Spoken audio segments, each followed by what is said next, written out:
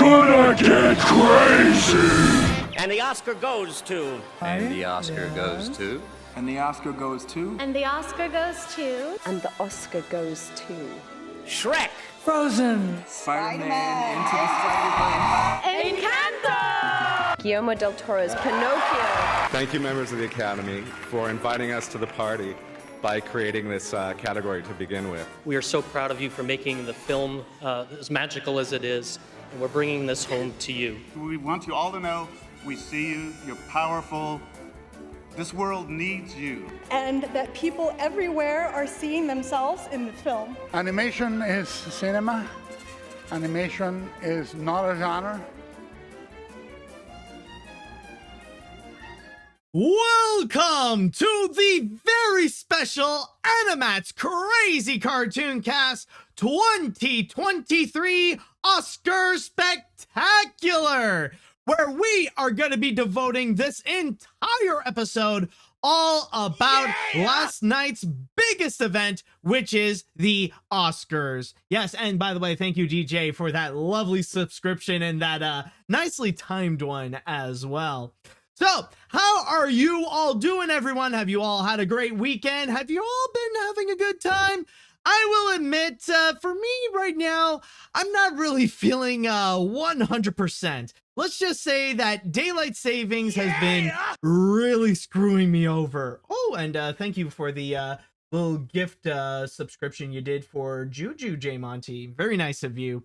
But yeah, honestly, daylight savings really did mess me up, where last night I really did not have a good sleep. It took me a while to like actually get to sleep, and even when I woke up, it just didn't feel great. So overall, this entire daylight savings things, it's just been messing my day up, and I'm really hoping that one day very soon we will eliminate the concept of daylight savings, and the time that we have now will be the time that we will have all year long. I am hoping one day it will happen. I know there's been a lot of discussions from governments to actually do so, but make it snappy. Do so at least before the next daylight saving thing happens. But anyways, we're not here for daylight savings. We are here for the Oscars. And yes, what we are going to do for today's episodes, of course, we are going to be covering all the winners and especially highlight the animated winners. And also, we will have an additional discussion regarding the best animated feature category itself, because over the years, it has grown to become more and more controversial. And right at the end, I am going to have a bonus story for you all. I have a special little surprise where it does have a connection with the Oscars, because they did talk about it a little bit. But in this case, we are going to be fully covering it because it's something really worth talking about. All right, so without further ado, I would like to go into the chat wall, and I want to go and ask you all, are you ready for today's special AniMat's Crazy Cartoon Cast? Are you ready to go and discuss about the Oscars? Let me hear it, folks. Are you all ready now? Let's see. Are people prepared? Yes. Ah, there it is. There we go. I see people talking about it. That's great to see. That is great to hear. All right, so I believe without further ado, it is now time that we shall go and get things started. And with our first story that we are going to be covering here, since this is AniMat's Crazy Cartoon Cast, let us go and highlight the big winners in the animation categories. Yes, Jonathan, thank you for the subscription. And yeah, we are definitely hyped up for those ones. The most important ones, per se, amongst all the categories at the Oscars. So let's go ahead and begin our discussion by looking into Best Animated Short. We might as well go and begin with that one. And as you can see, the big winner this year is none other than The Boy, the Mole, the Fox, and the Horse, managing to go and grab the Oscar and defeating the nominations, including The Flying Sailor, Ice Merchants, My Year of Dicks, and An Ostrich Told Me the World is Fake, and I Think I Believe It. Now, thankfully, last week I was able to go and watch all the animated shorts. And by the way, I just want to go and give a quick shout out to Rachel of Rachel's Reviews and Rotoscopers.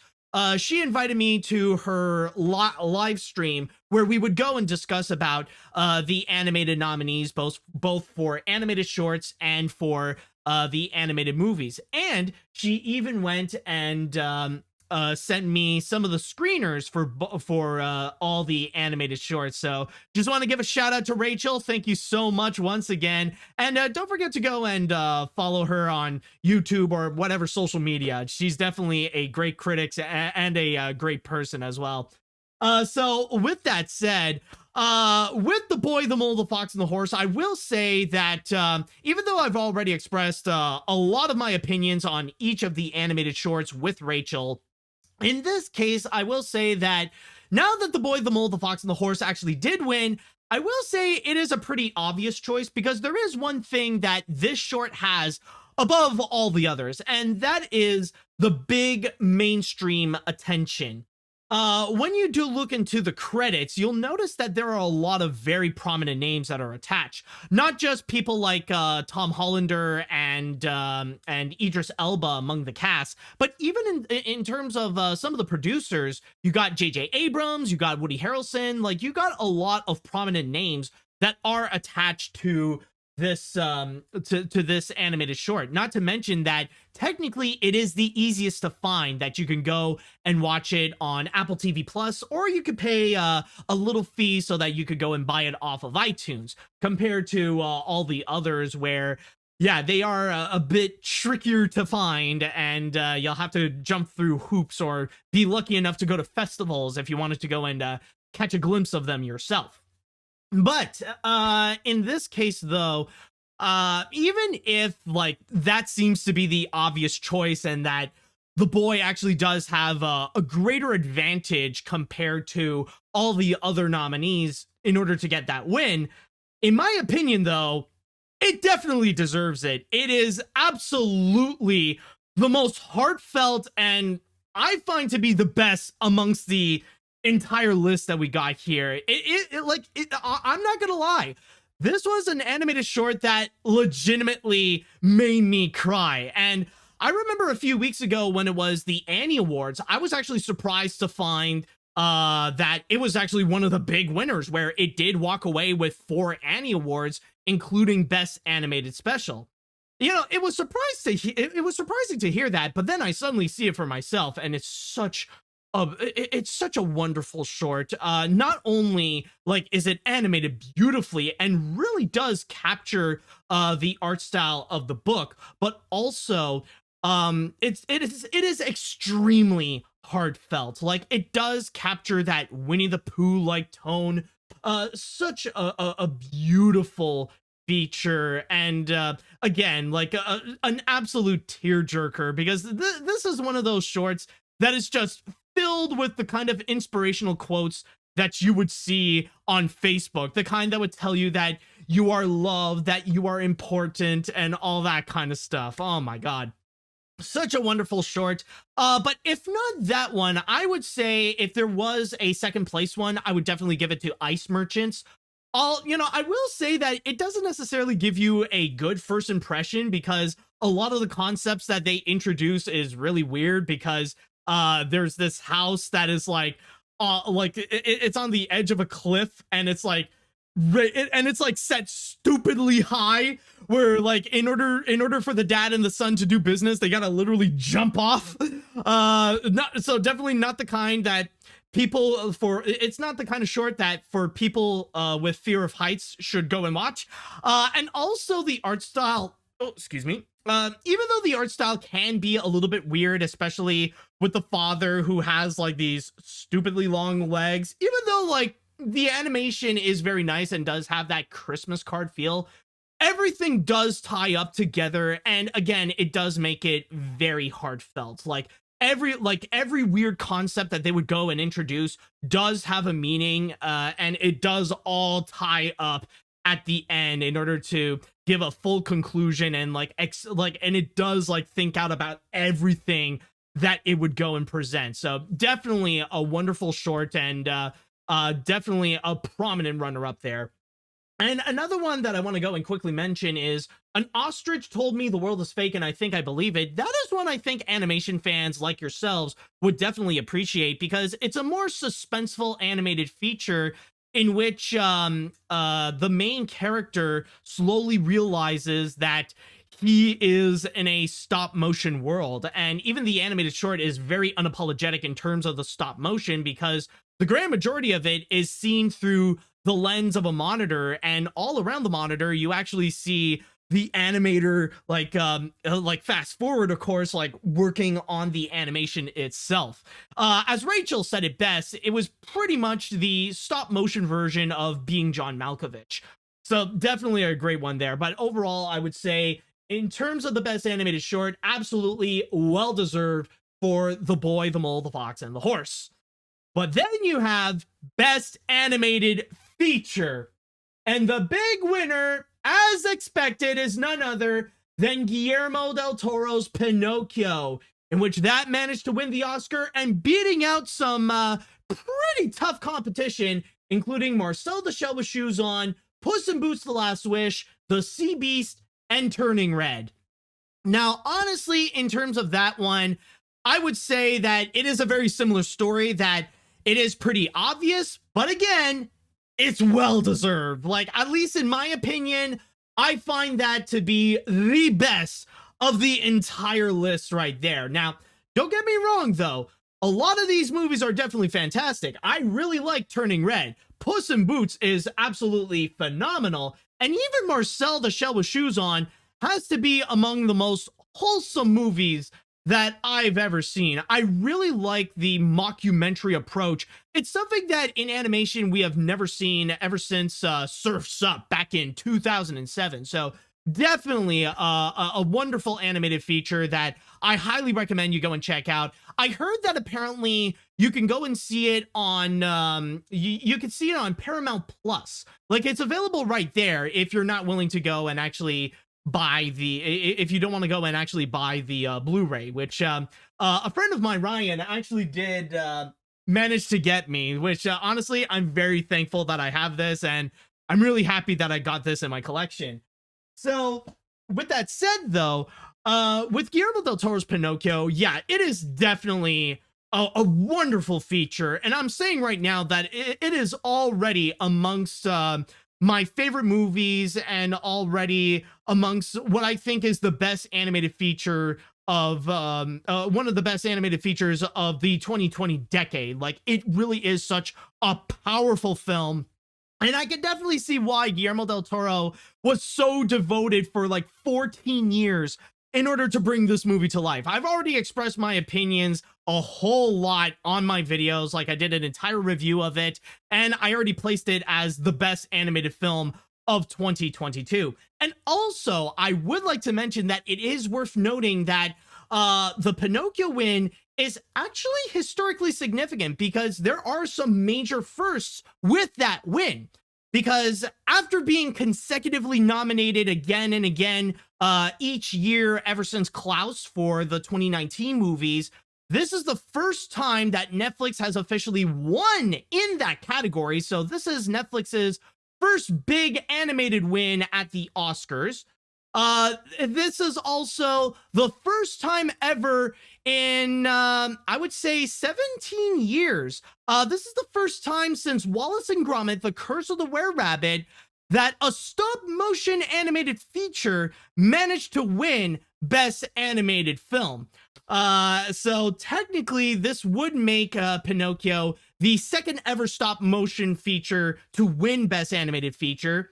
And also, probably the most significant one of them all, Guillermo del Toro has officially become the first person in history to have an Oscar for both Best Animated Feature and Best Picture. You probably remember 5 years ago, Guillermo del Toro was the big winner at the Oscars, thanks to his movie, The Shape of Water. Another fantastic film, and another of my favorites in Guillermo del Toro's collection. But yeah, like, when you do think about it, there's been no other person in the world who has ever received an Oscar for both Best Picture and then also receiving Best Animated Feature.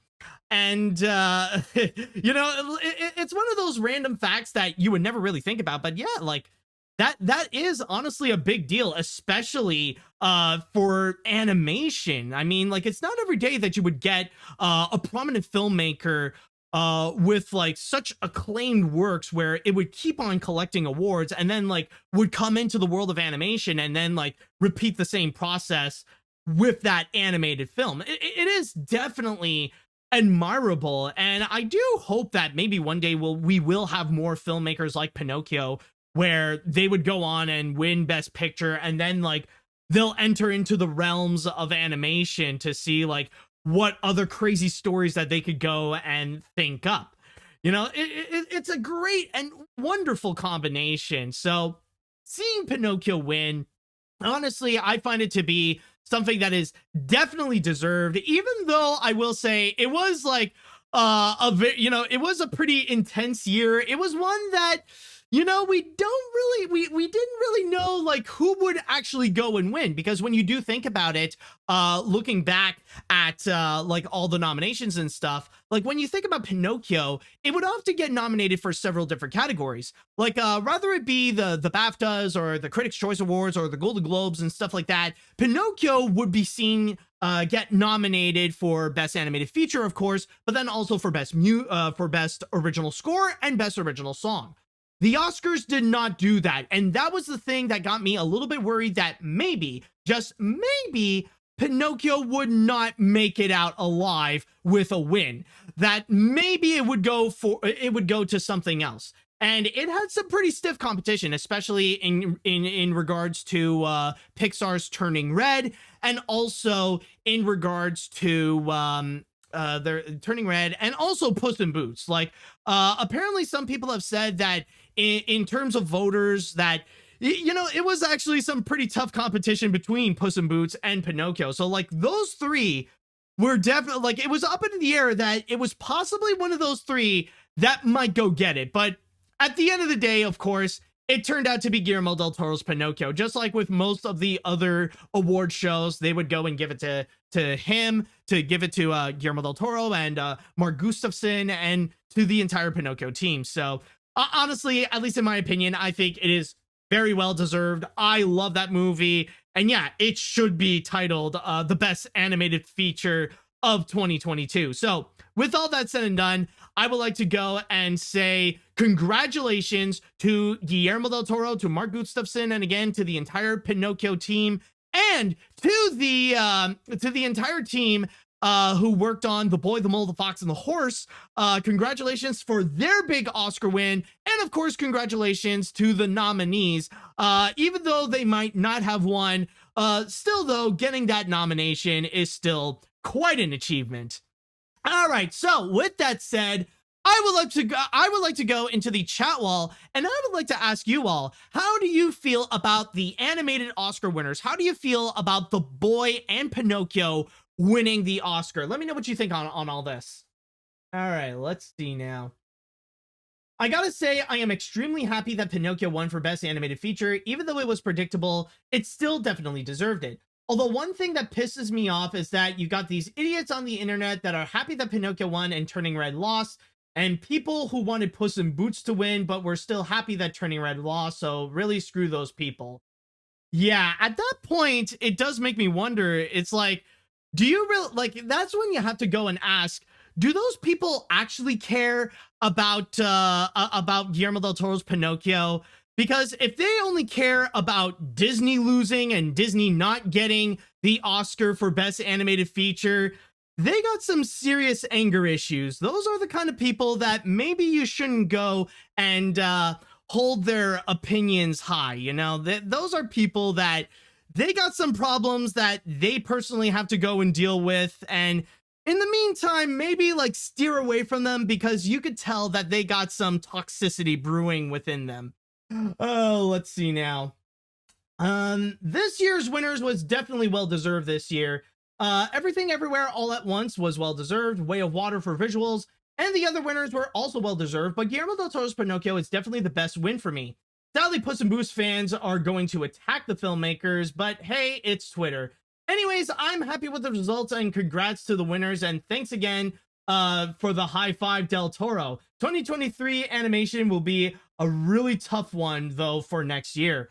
Oh, absolutely. Like, it's going to be tough to... It's going to be a very difficult challenge because so far this year, it looks like we've got a lot of very promising animated features. In fact, I think I do recall I talked a little bit with Rachel about like the upcoming animated films and which ones will be risen to the top. Like, we know we got some major heavy hitters such as Across the Spider-Verse, we got Elemental, we got Wish, we got well, as we have seen last week with Teenage Mutant Ninja Turtles, Mutant Mayhem, we already got a whole bunch that are extremely promising for 2023. Now, which ones are going to rise up to the top, which ones are going to be among the best, that we will have to wait and see, one step at a time. Technically, we are still in the first quarter of 2023, so let's go one step at a time before we go and make our big predictions, because I know people want to go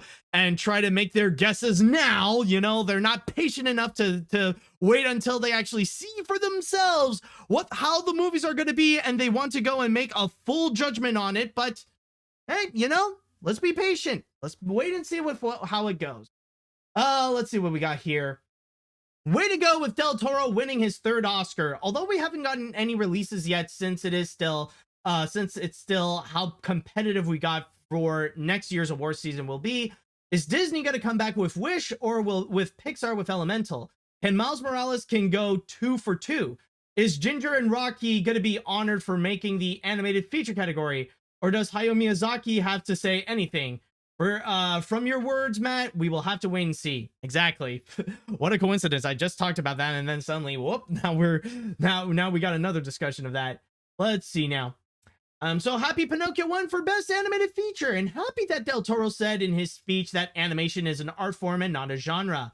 It was needed after what happened last year. P.S. Would love it if Puss in Boots won, but still a great film anyways, and Death will always be my favorite. Exactly. I mean, maybe for some people, like, their choice did not end up winning, but that doesn't mean, like, your opinion, that doesn't mean your opinion is no longer valid. Like, yeah, sure, I agree with the Academy, but I know not many people do. But regardless of what the Academy says, that does not change your opinion. Just because you didn't get any validity from them, that doesn't mean that how you feel about about those films, you know, that doesn't mean that it's no longer valid. Because if you're really that upset that the Academy didn't pick your choice to win, well, that's just because you got some insecurity issues that you need to go and settle. Let's see, what else do we have here? Congratulations to Guillermo del Toro for winning Best Animated Feature. Finally, he gave his speech at the Oscars that animation is cinema, not a genre. This lets people know that animation is changing and no longer kids' entertainment. Thank you, Del Toro. All right, very nice. Let's see. Congratulations to Guillermo del Toro's Pinocchio for the win, but I want to shout out to The Rock for not downplaying animated feature and calling them animation is the very definition of film. Very cool, Rock. And Guillermo hoping that animation is in the conversation in the future. It was a tough competition in this field, but to the point that voters didn't vote due to luck not being nominated, but this is a very deserving win. Yeah, I will get to that a little later, but it is true that this is probably the first time that we have heard animation being nice to the Oscars, that Dwayne Johnson actually gave a very lovely little speech in regards to animation and how it is film.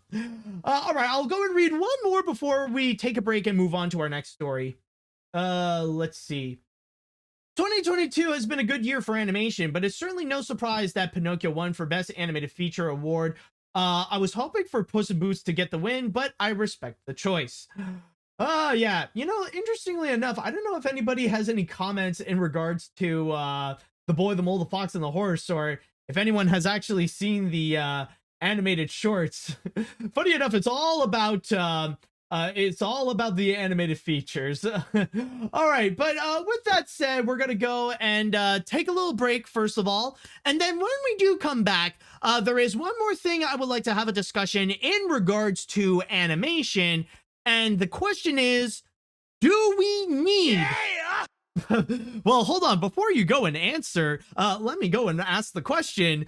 Do we need the best animated feature category at the Oscars? And we are back. And by the way, I just want to make one clarification. I did actually see that there might have been a few amongst the chat wall that did actually go and watch the animated shorts. KS, I did see that you are one of them. But anyways, with all that said, now it is time that we will go and jump onto our next story. And on the story that we have over here, this, well, I can't really say that maybe this is a story. This is more like an editorial, an opinion piece, because this is actually a discussion more and more and more that we are having, especially amongst the animation community. And that is in regards to the big question, do we need the best animated feature category? Now, you probably have seen over the years, the animation community, whether it be from fans or even from animators working in the industry, they're becoming more and more and more vocal in regards to how upset they are with how the Academy would go and treat animation, how they would go and continuously treat them as the lesser. One great example is actually last year, where we have actually seen the little incident in which animation was treated like a kid genre, where some of the live action Disney princesses were reading from the teleprompter and just making backhanded jokes about animation. And a few days later, or I don't know if it's a day later or a few days later, Phil Lord and Chris Miller actually wrote an opinion piece on Variety, a very good opinion piece on Variety, in which they would go and talk about how animation should be better treated at the Oscars. This year, however, we have started to see, we are starting to see more and more of these animators actually speaking out in regards to, again, how upset they are about the way that the Academy treats their medium. And even nowadays, we are actually seeing more video essays. We're seeing more articles in which we see more and more animators speaking out about this, talking about how this is a serious problem at the Academy and how, you know, that how they pretty much view both the Oscars and the entire organization with, well, not disrespect, but with disappointment. I think that's the best way to put it, that they are disappointed how technically what is supposed to be the biggest league in movies, they don't necessarily treat animation respectfully, that they don't view pieces, whether it be something as old as Snow White or something as recent as Guillermo del Toro's Pinocchio, they don't view it as cinema as much as something like Casablanca or Everything Everywhere All at Once. And there are actually a couple of things that I highly recommend that you go and check for yourself. And something I will be discussing a little bit here. There is this Vulture article called "It's Kind of Embarrassing Why Animators Are Unhappy with the Oscars." And this was written by Eric Villas-Boas. And in this article, they would go and discuss about how animators feel, or people in animation, how they feel in regards to the way that the Oscars and the Academy would treat animation. And this article would go and interview a whole bunch of prominent names in animation. They would go and talk to Don Hahn. They would talk to Jorge Gutierrez. They would go talk to Kirk Wise, one of the directors of Beauty and the Beast, Hunchback, and Atlantis. They would also go and discuss with Sergio Pablos, the director of Klaus. They also went and discussed with Tom Moore, one of the co-founders of Cartoon Saloon. And they would go and completely discuss about how they feel and how they view animation in the Oscars, or what they think how the Academy is treating animation in a way that it does feel pretty disrespectful, and that whenever they would go and get nominated, regardless if they're from Disney or not, their expectations are often pretty low.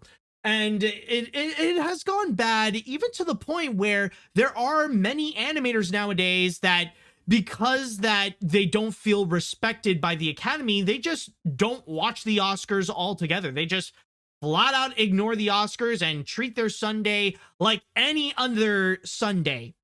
And then there's also a video that I recommend you go and check out. It's not a long video. It's only 20 minutes long, but it is called the Oscars for Best Animated Movie and Why It's Bad. And this is from the YouTuber Edache. And he actually does a really good job discussing about the Best Animated Feature category, along with the voting process and what goes into the Best Animated Feature category, and even the Academy in general, and really highlighting some of the critical problems that are within the Academy Awards. What are the problems within the voting process, and even highlighting some shocking aspects, like one of which he would go and discuss about is a special rule for animation.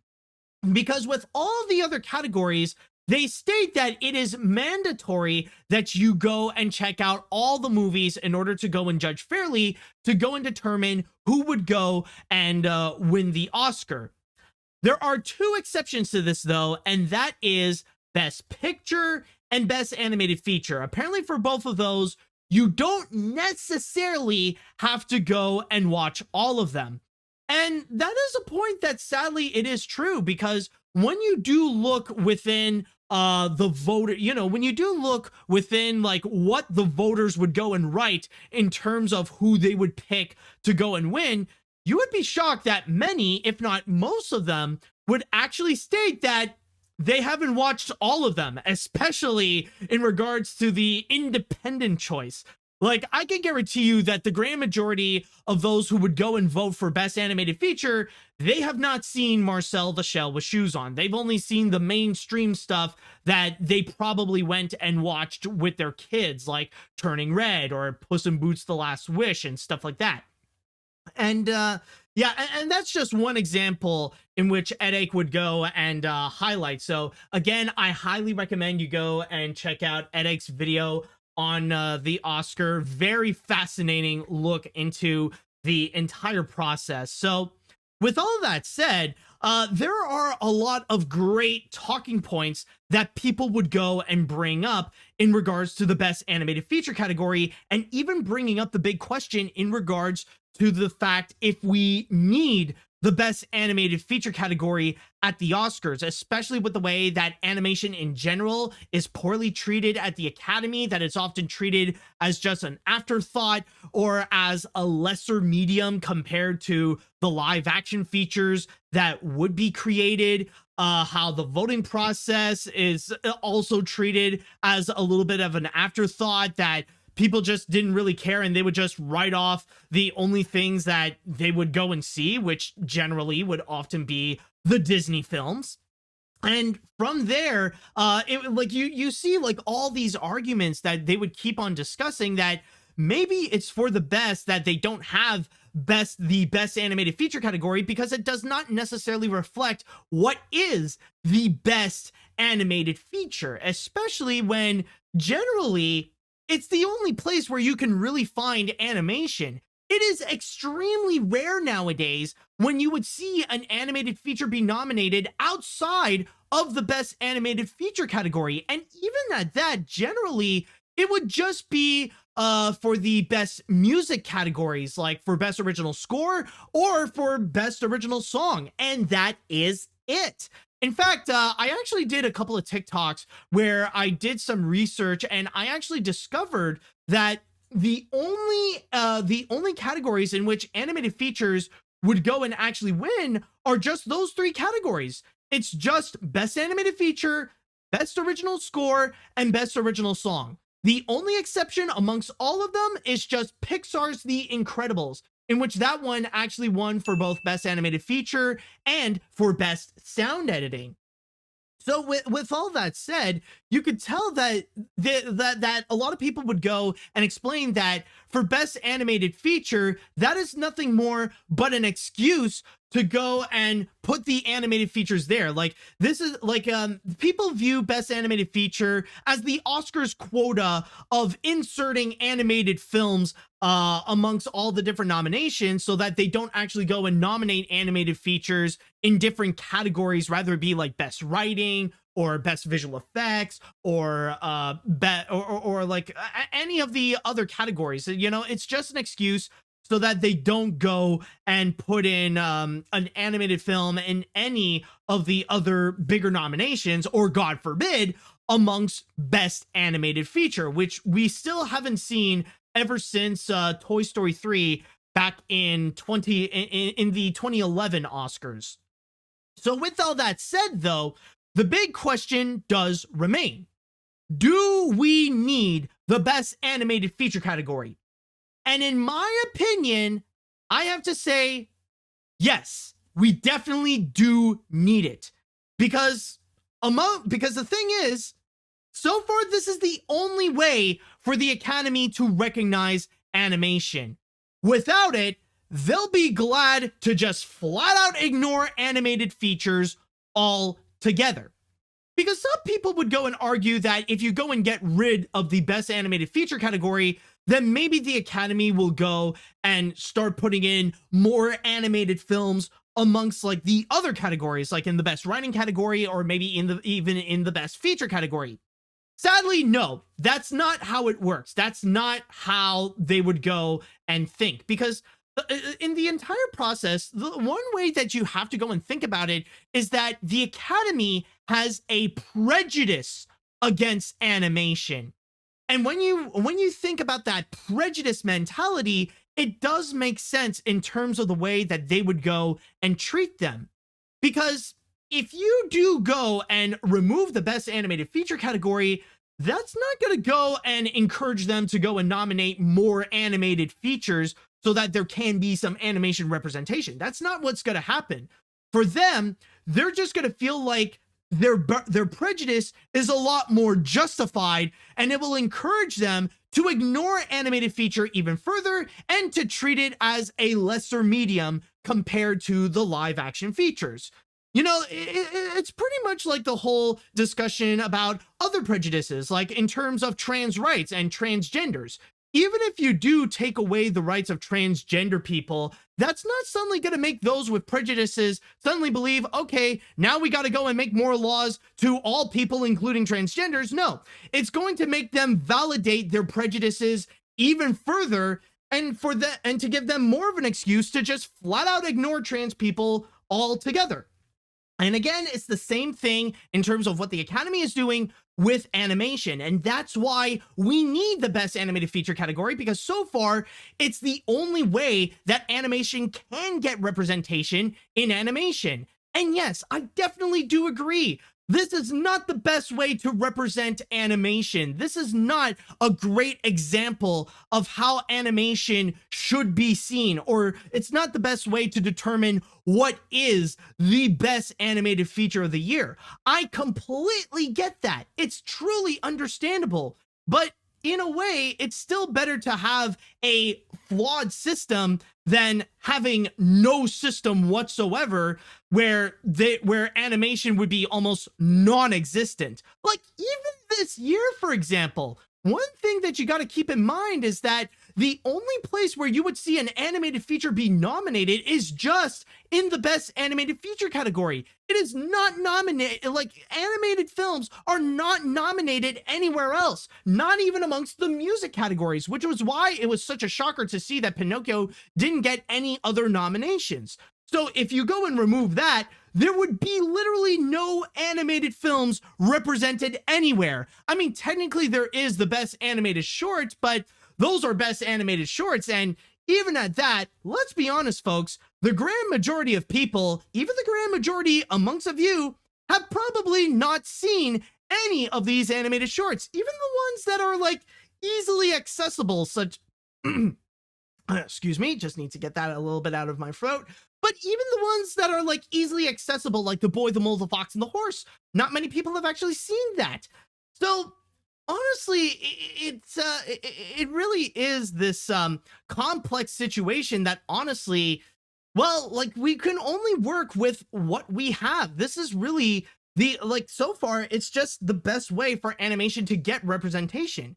I feel like honestly, the only time that we can remove the best animated feature category is when it's not necessary. And in order to go and fix that, I mean, it's going to be a massively tall order, but there would have to be like this complete reform within the Academy where you would go and replace a lot of the board members with people who do take animation seriously. That you put in people such as Guillermo del Toro or Don Hahn or Phil Lord and Chris Miller, who would go and treat animation as a cinematic medium. And that they would go and encourage voters and set up brand new rules that would make animation more prominent throughout the Oscars, that we see more animated films be nominated in different categories and maybe even win them as well. And until the day comes that we actually do see that animated films are pretty commonplace in the Best Picture category, where every year we would see like 1, 2, or even 3 animated films actually get nominated, it'll be then and only then that we could consider the option that maybe we won't need Best Animated Feature anymore. That's and even at that, like I would even say that maybe we should still go and keep it, because you know, it would be like the same argument in terms of Best International Feature. And we've seen how like movies from that category, they would go and completely flourish. Like we've seen how movies such as Parasite would go and dominate the Oscars, or even this year, like one of the biggest players is All Quiet in the Western Front, which is a German film, and actually managed to get away with multiple Oscars. So by that point, I honestly feel like, yes, even though the Best Animated Feature category, it is very flawed, and the way that the Academy would go treat animated films is extremely unfair. And honestly, I actually do agree with the majority of the arguments against the Best Animated Feature category and the way that animation is represented in animation. But sadly, we can only work with what we have right now. And yeah, it's really not much. And the Best Animated Feature category is pretty stupid, but it's the only thing for the Academy to go and actually recognize animation. It's the only thing that forces animation it's the only thing that forces the Oscars to go and recognize animated films as cinema.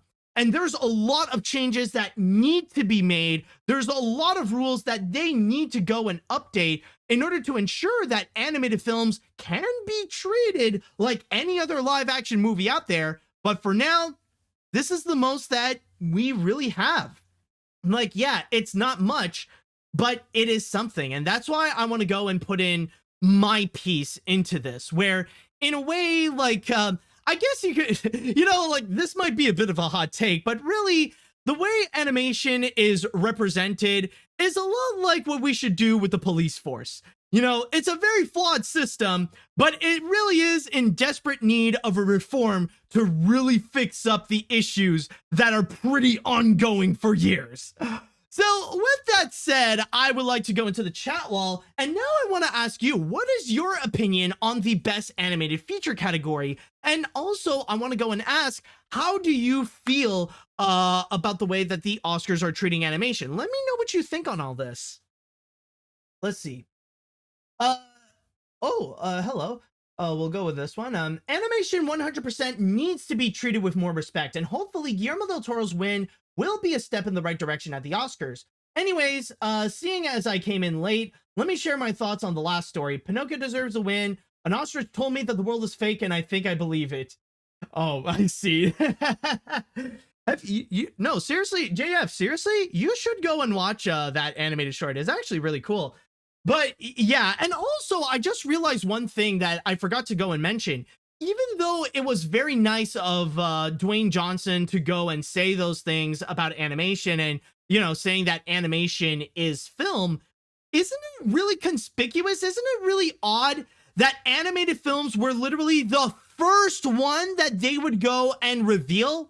like even like they actually broke tradition. Usually the first ones to go and be announced are the supporting actors role, that they would begin by talking about best supporting actor and best supporting actress. But this year they decided to change things up, where best animated film is the first one to go.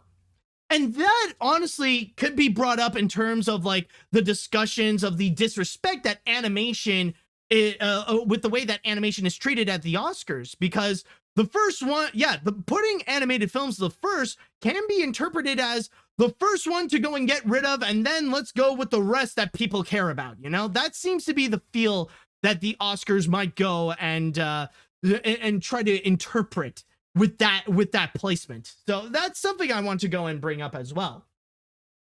There may have a time where animation was actually respected by the Oscars, but as the perspective of animated films has changed, and though as to be only for children, it has been so many to look down on animated films as being lesser than live action movies.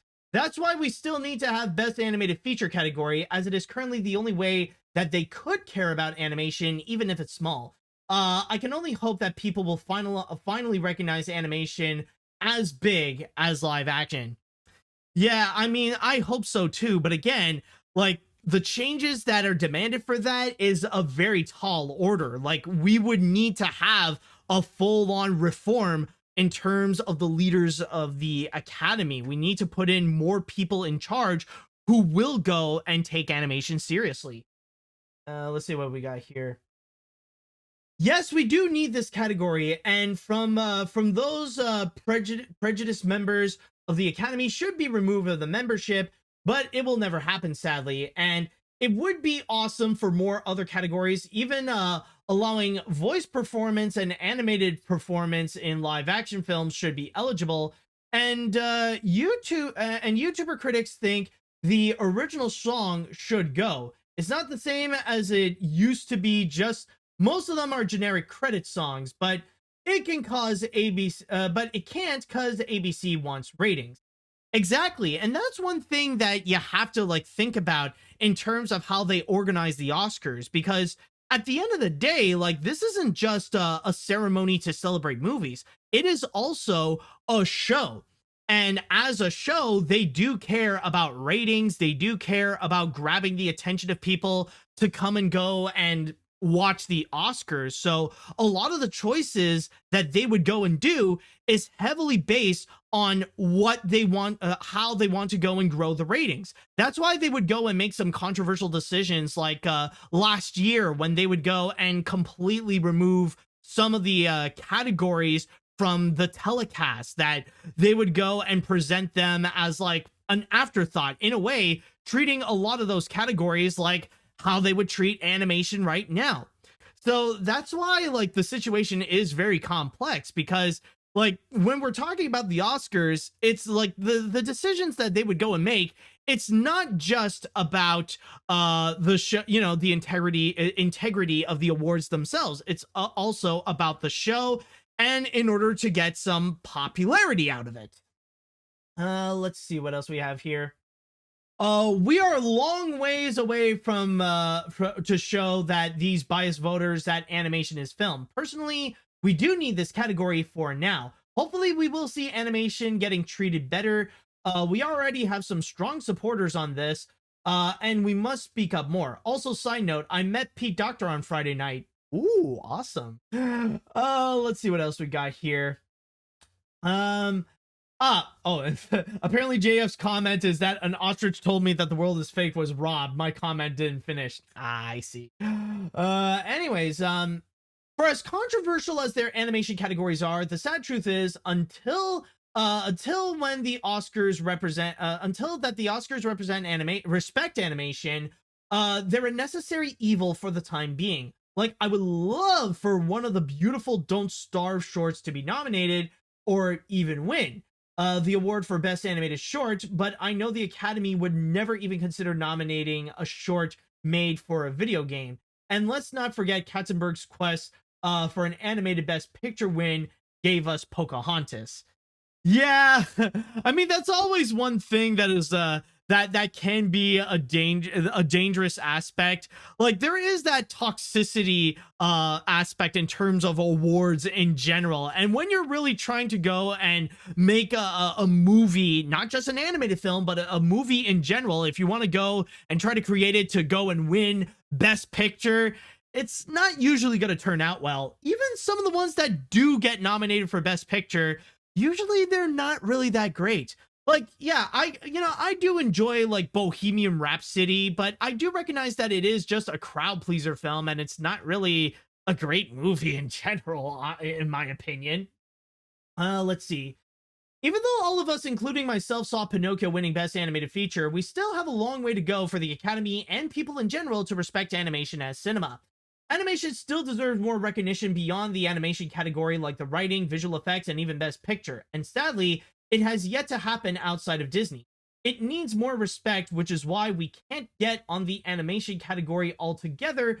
So we need something big to happen. Yeah, exactly. There needs to be a big change up. That's the thing. I think I'm going to read one more comment before we take a break and jump into the next story. I'll go with this one. Yeah, personally, I don't see how removing the Best Animated Feature category is going to help. Don't get me wrong, I completely understand why this category can be unfair and frustrating, but how if removing it all together helps in the grand scheme of things? It sucks, I know, but as for now, it is necessary. Also, side note, I absolutely 100% agree on the police comparison. Both needs to change. Exactly. And with that said, let us now go and take another break.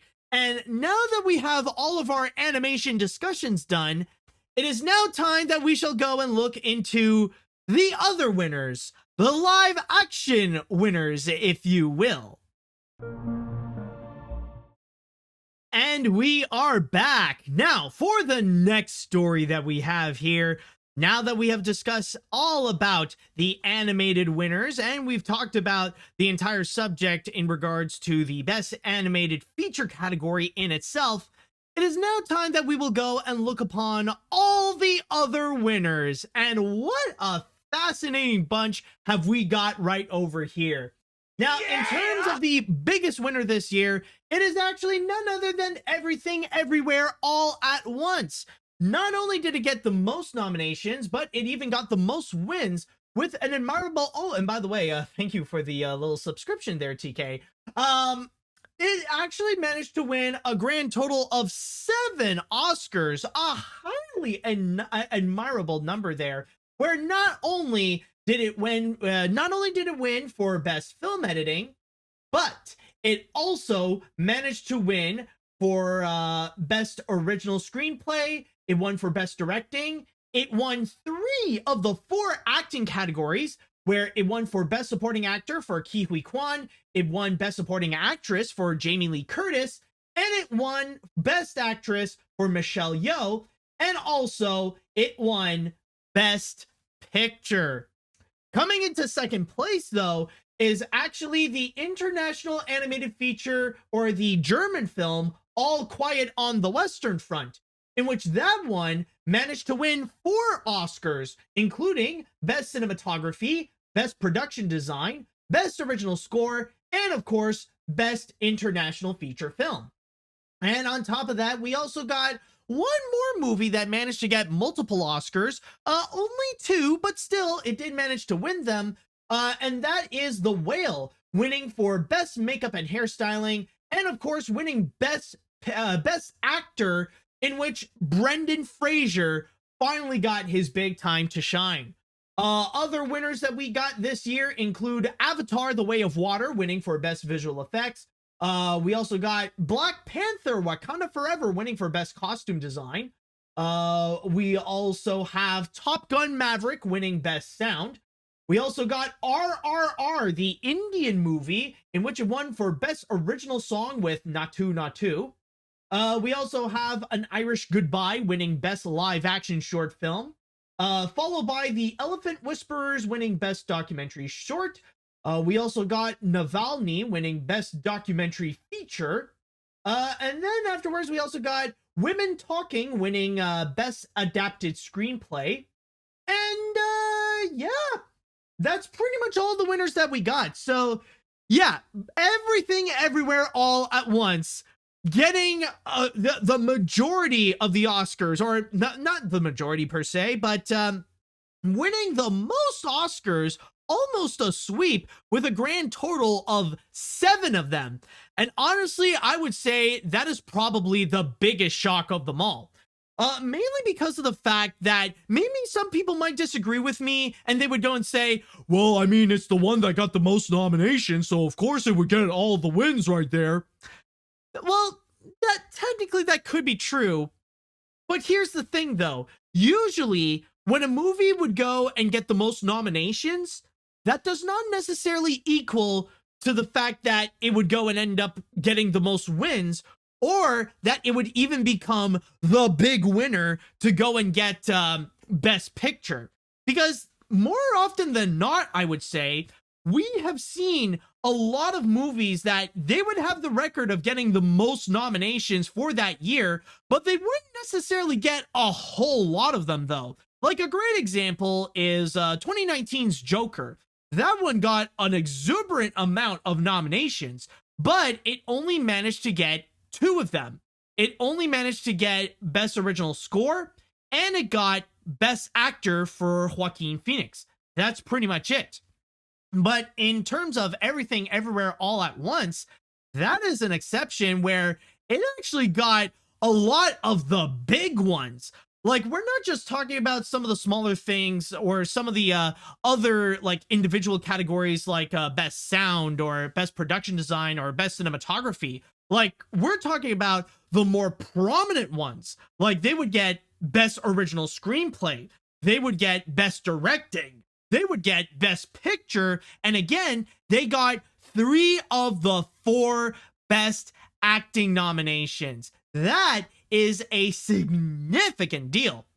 And not to mention, by the way, not only is the fact that Everything Everywhere All at Once was quite a surprise, actually, quite a surprise that it was the big winner at the Oscars, especially for one that isn't necessarily like a big mainstream feature that's coming from Hollywood. Like, we're talking about a surrealistic A24 movie, but also I would say, like, amongst all the individual categories, I would say the biggest shock and the most unexpected one would have to be the Best Supporting Actress category, in which Jamie Lee Curtis was actually the big winner.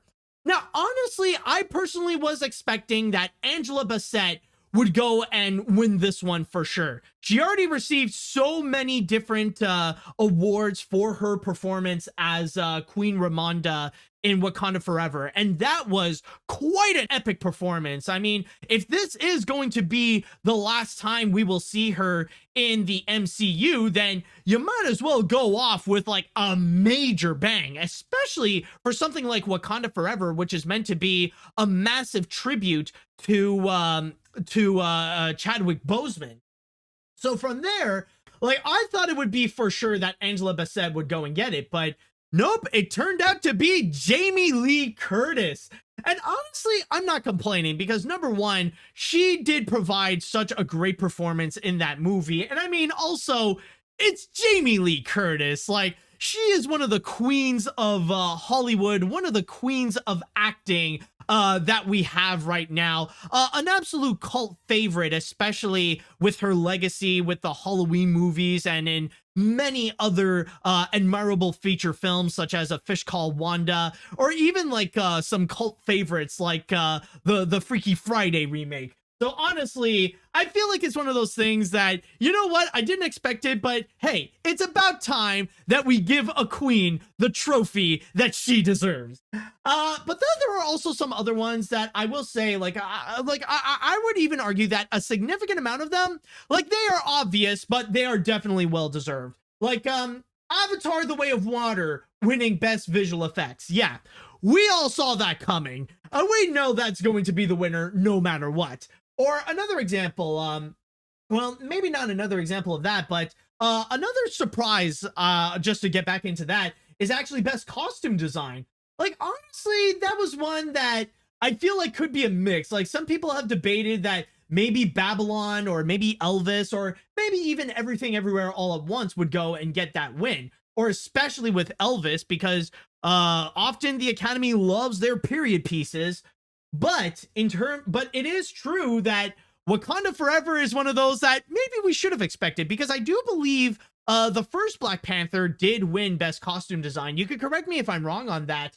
But also, like, when you do think of the costumes in Wakanda Forever, especially with oh crap, you know, I saw it not long ago and yet I'm already forgetting, not the Atlanteans, but you know who I mean, right? Like the water people in Wakanda Forever. Like, can you fill that name for me? I feel so stupid that I forgot that I forgot about them.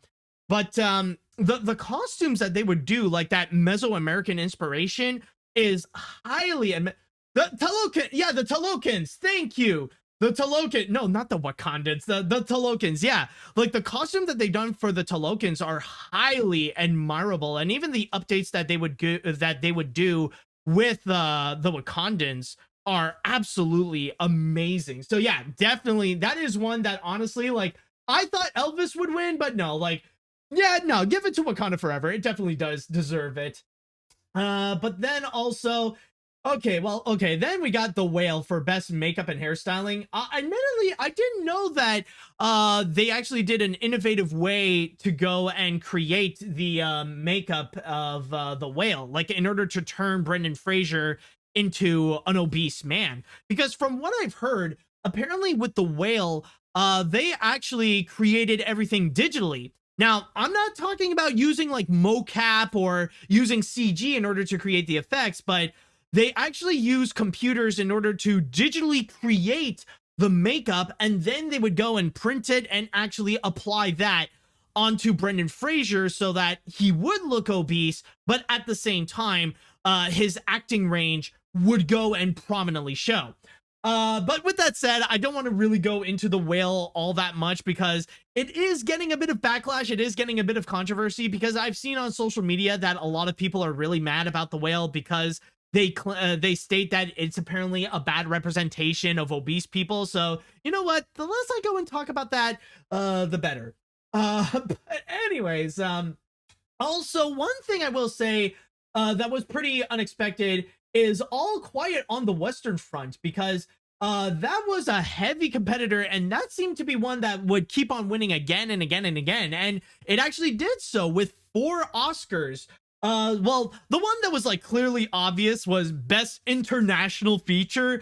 I think out of all of them, that is probably the most predictable of them all. Like, if you were doing a prediction game, like, that was like a full-on gimme, especially when like that is the only international film that was nominated everywhere else. So of course you got to go and like check it onto that film to win Best International Feature. But honestly, it did make me forget that technically it is true that the Academy does have a little bit of a bias for war films. Man, they sure do love their war movies. So of course they would go and give it to All Quiet on the Western Front, especially for stuff like cinematography and production design. So yeah, that is one that honestly I forgot, but it should be expected that a big war movie like Western Front would go and win. And then there is, of course, Natu. Oh man, that okay. I'm just gonna say this now. Out of everything that happened at the Oscars, the moment that absolutely slaps the most is the Natu number. Like, that is the one that is just bursting with energy and just so much fun. I mean, like, I'm not, this is not like talking down towards like the other songs. Like, a lot of them are definitely great. Like, for me, another one that I really like is Lift Me Up by Rihanna for Black Panther Wakanda Forever. That's another great one. But Natu is just bursting with energy. The dance, the dancing in there is just highly admirable. It's just a great, energetic, and really fun song. Honestly, I loved it. It was one, like, honestly, out of all of them, I would say as much as I was rooting for Guillermo del Toro's Pinocchio to win Best Animated Feature, I was rooting for Natu to win Best Original Song, and it absolutely deserved it. Like, even if Pinocchio would get nominated for Best Original Song, even if it is like, whether it be Ciao Papa or Better Tomorrows or whatever, honestly, I would still go with Not 2, a song that absolutely did deserve to win that category right there. Yeah, and honestly, in terms of everything else, yeah, honestly, I don't know if I can really go and comment all that much on the rest. Actually, there might be a couple. One thing, the best documentary feature, unfortunately, I haven't seen any of them, but I will say with Navalny, it did capture my attention because it is a pretty relevant feature considering that it does talk about the corruption of Russia, especially with how they're handling people who criticize Vladimir Putin with the way that he's he's causing a war in Ukraine and stuff like that. That is one that honestly I should go and keep an eye out. I'll go and find where I can go and watch it. I think it's on Netflix, but I don't know. We'll see. But then also, one thing I do have to say though, Brendan Fraser winning Best Actor. I am a 90s kid. I grew up seeing the prime of Brendan Fraser. You know, seeing like major movies starring the dude when he was like one of the biggest names of Hollywood, rather it be stuff like George of the Jungle or even the Mummy movies. Seeing him, you know, like growing up seeing like the rise of Brendan Fraser, and then sadly seeing the very unfortunate downfall that happened, and now seeing him back where he wins Best Actor, seeing that comeback is just beautiful. Like the inner childhood in me is just so happy to see that, like, you know, there, you know, we're seeing like a good, you know, we're officially seeing Brendan Fraser coming out of like his downtime in his career, that now we're seeing like a bit of a Brendan Fraser renaissance. And I am hoping that with The Whale, we will see more Brendan Fraser in movies, that we will see more of his appearances. I will admit, I don't enjoy all of the movies that he's in. Like, I do find that he was pretty cringy in Escape from Planet Earth, but honestly, I can't help but love Brendan Fraser. And honestly, after everything he went through in recent years, he deserves to have something like this. He deserves to have a Best Oscar nomination. And especially with his performance in The Whale, I mean, it is a very solid one for sure. But honestly, I'm more happy for the person, more so than like, oh yes, it is a great performance. I do agree that it should win. So yeah, honestly, overall, we actually got a great round of winners. So congratulations to all the winners at this year's Oscars, and congratulations to all the nominees. So with that said, I would like to go into the chat wall, and now I want to ask you, how do you feel about all the other winners at this year's Oscars? How do you feel in regards to the big winners like Everything Everywhere All at Once? Or do you have an opinion that you feel like there might have been some that felt snubbed and stuff like that? Let me know what you think on this. Let's see. As someone who grew up watching movies with these actors, I think it is really great to see them have a major comeback for their respective film. I did love Short Round and Indy hugging each other, and the idea of George of the Jungle and Daffy Duck Stuntman winning an Oscar is kind of a sight to see. Oh my god, yeah, there is a lot that I want to comment about Ke Huy Quan winning Best Supporting Actor, but I'll save that for the next story because oh my god, that is such a precious moment. Let's see. Well, I only got 12 out of the 23, but it was tough for some of the categories. A24 had their year by getting 9 wins for both Everything Everywhere All at Once and The Whale. And I was just mentioned in the last story on why the original song category is the only one for their ratings and kind of a useless category. But giving Not 2 the only on-screen performance that was nominated shows why we need more on-screen songs for that category instead of credit songs.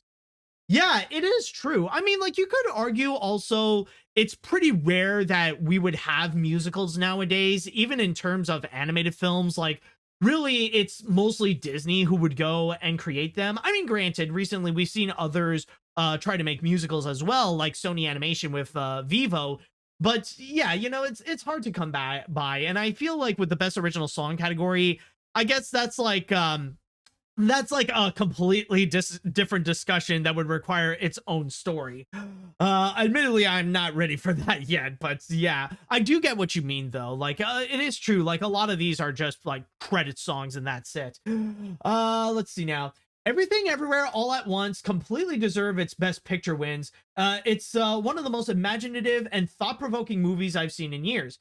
As for the other wins, Jamie Lee Curtis was a huge shock, especially when I was rooting for Angela Bassett. Avatar's win was really unexpected. What? And I'm surprised. What do you mean Avatar's win? It's best visual effects. Of course it was going to win. You know, no disrespect, man, but I mean, come on. It's Avatar. How the frick did you not, like, who else did you expect would go and win best visual effects? Anyways, and I'm surprised that the Fablemans didn't get more love.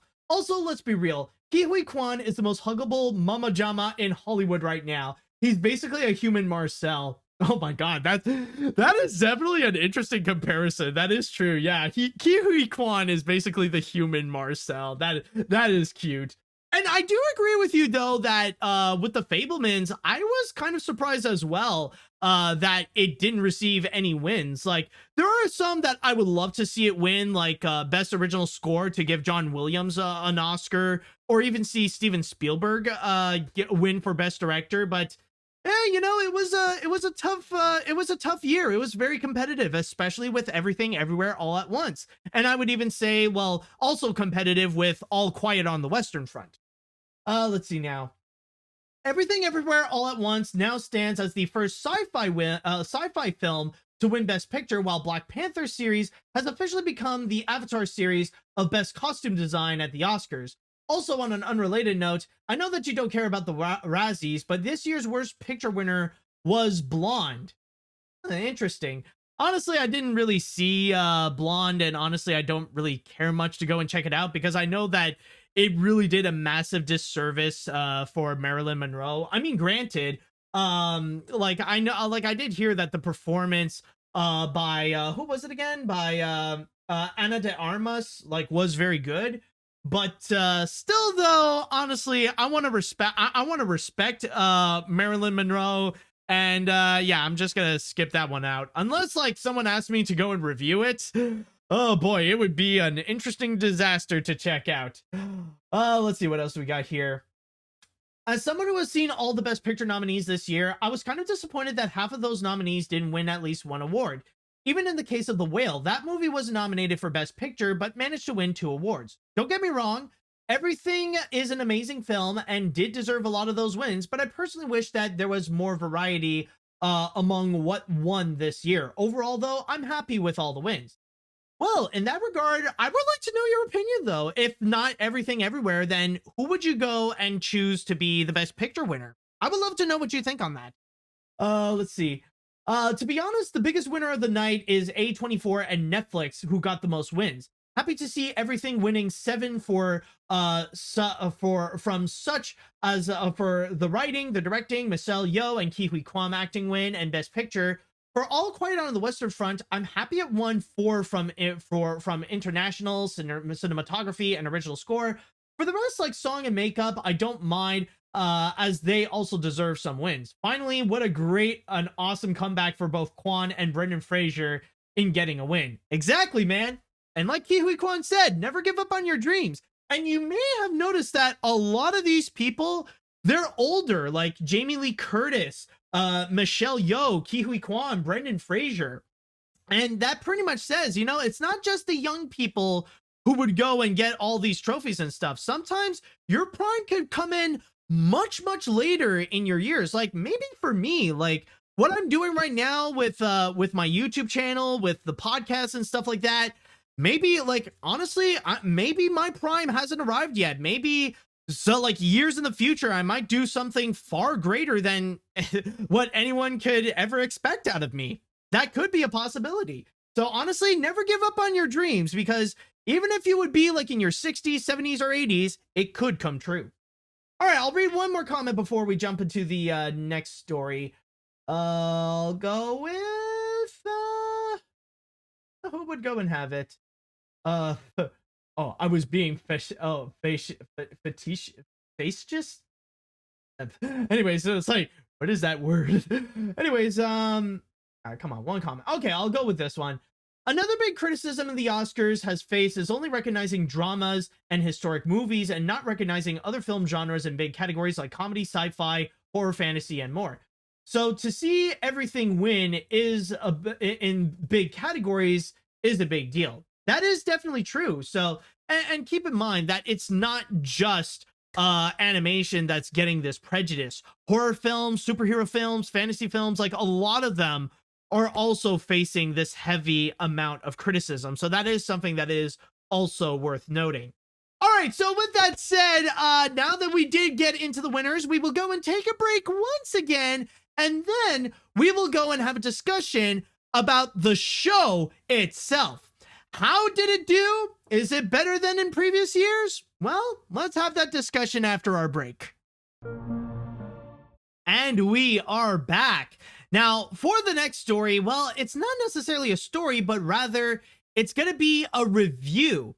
And what I'm going to be talking about is in regards to the live telecast itself, the 95th Academy Awards. How is it in terms of the show itself? Because as we all know, in recent years, well, they've been pretty bad. They've had some pretty nasty incidents, or the entire show would just go, wait.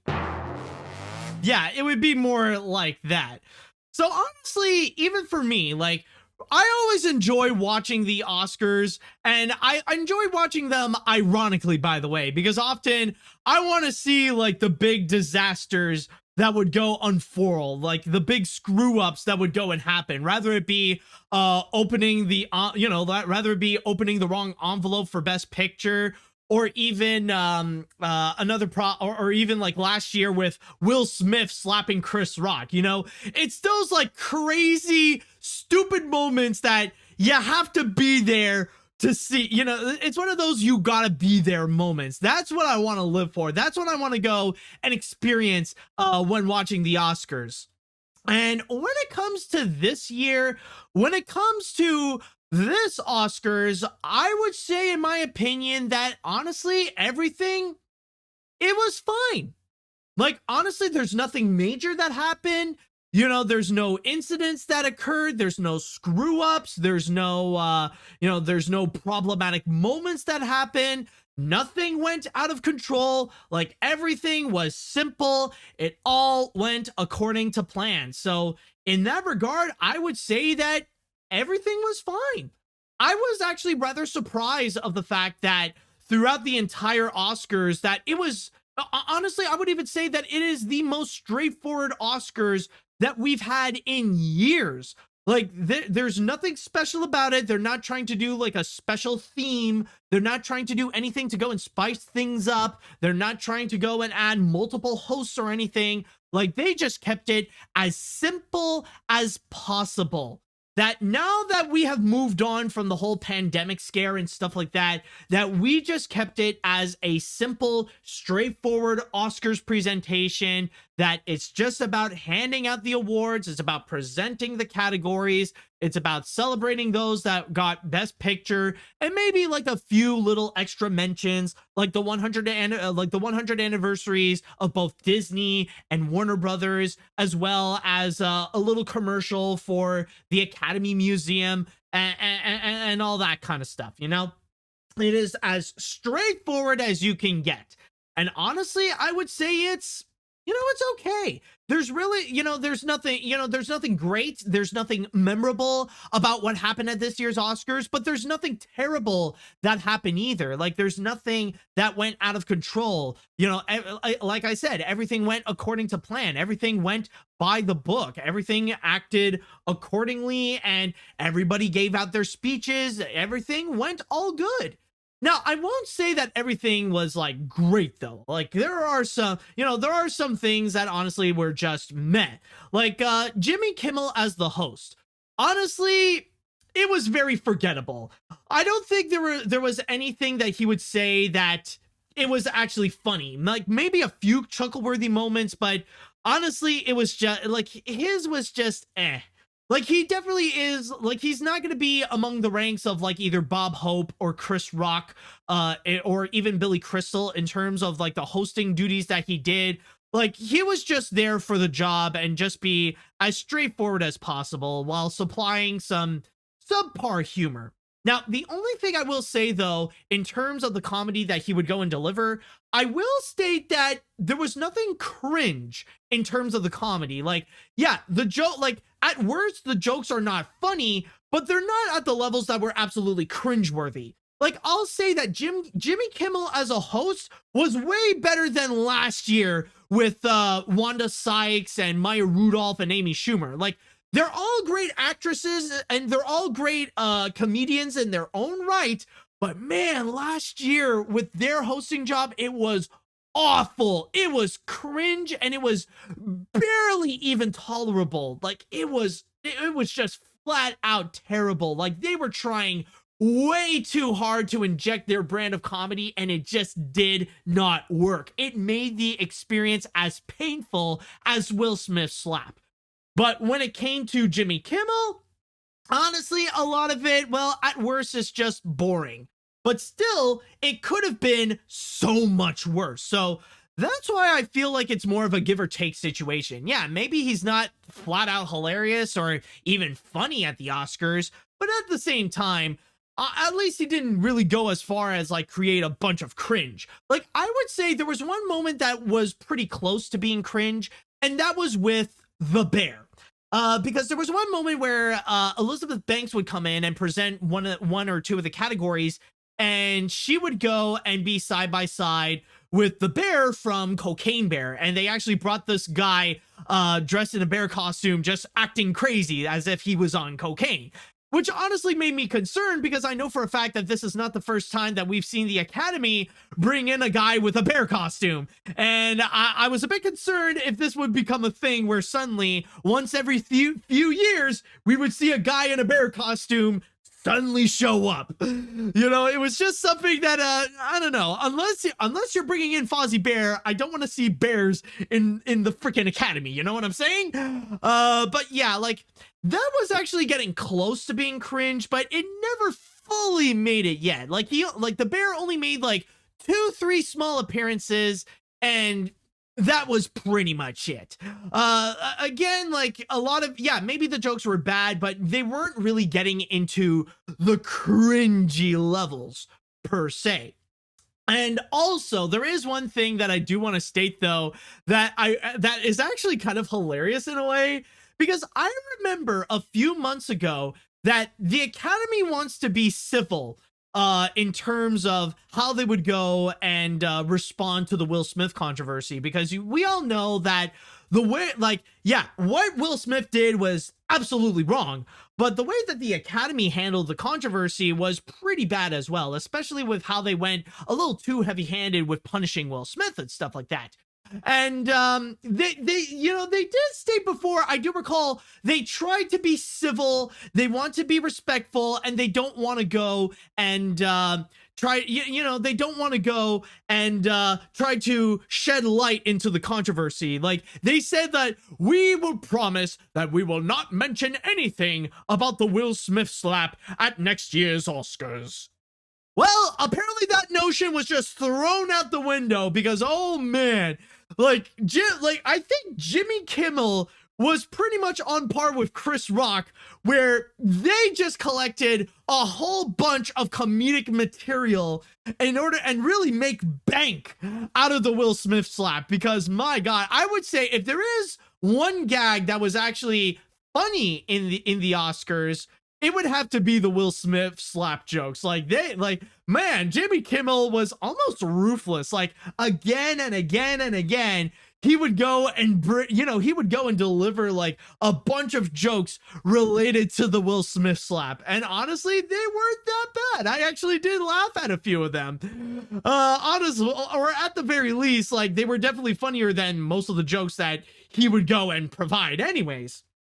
So overall, I would say that with that would be like the one funny thing that they actually did deliver at the Oscars.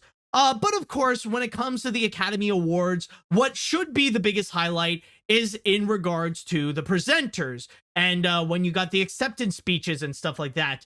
And I will say there was a lot of them that were definitely great, but if there is one that has to be a true standout amongst all of them, even more than seeing Pinocchio win at the very beginning, it would have to be Ke Huy Quan winning Best Supporting Actor, because right at the moment when Ariana DeBose read his name, like already people were just shedding tears. Like even when she opened up, you could even see that she was about to cry. Like she was like, Ke Huy Quan. And then we see Ke Huy Quan just coming in. Like he was also very emotional as well.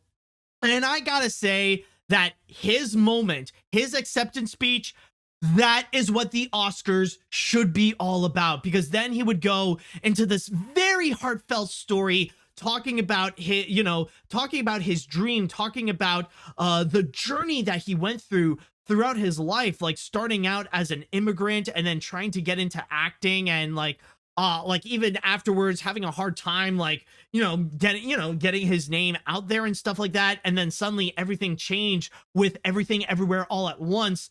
And then, like finally at that moment where he finally got an Oscar, like I think that definitely was a moment where there was there were no dry eyes. Everybody had a tear shed, because honestly, you looked at Ke Huy Quan and that right there was legit the face of a man whose dream came true. And like even the message that he would go and put out, like talking about never giving up on your dreams, and that even if the road is tough, keep on going. Like honestly, that definitely was a highly not only emotional but very motivating moment as well. Like you really, it really does encourage you to be like Ke Huy Quan, where you really want to go out there and actually go and make your dreams come true. Even when I saw that, like, honestly, it did give me a bit of that boost of motivation, to go and make my personal dreams come true. Seeing someone like Ke Huy Quan actually make it,